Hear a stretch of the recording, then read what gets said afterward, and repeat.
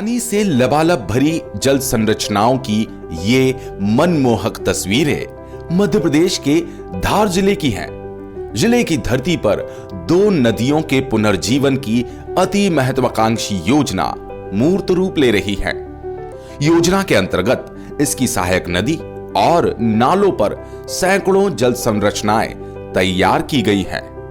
इससे ground water recharge होने के साथ ही जल संरचनाओं से इलाके में हरित क्रांति का आगाज हो रहा है।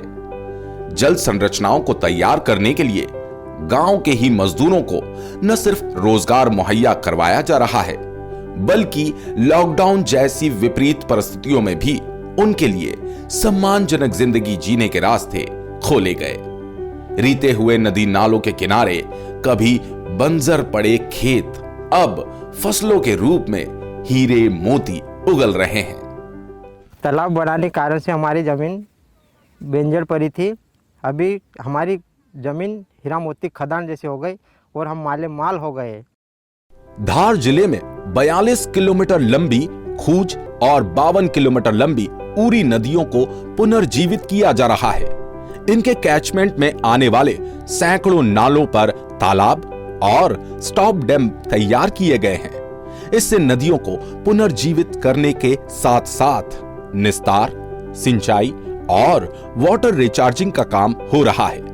अब इसके उत्साहवर्धक नतीजे देखे जा रहे हैं। पहले तालाब में था तब 40 कुंटल गेहूं पक जाते थे और तालाब बनने से 100 कुंटल गेहूं पक जाते हैं। धार जिले में जल संवर्धन के कामों में नवाचार भी किया गया है। एक ही नाले पर माला की लड़ियों की तरह श्रृंखलाबद्ध काम भी हुए हैं।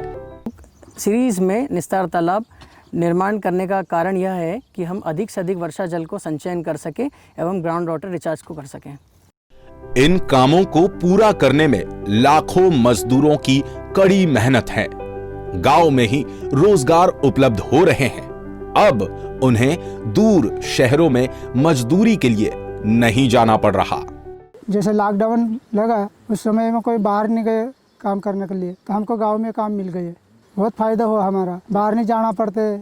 लॉकडाउन के दौर में मजदूरों के लिए यह काम किसी फरिश्ते की सौगात से कम नहीं था।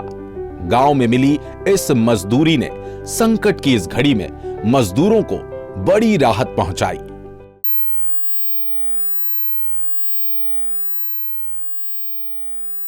लॉकडाउन के बाद से अब तक 71 लाख मानव दिवस सृजित।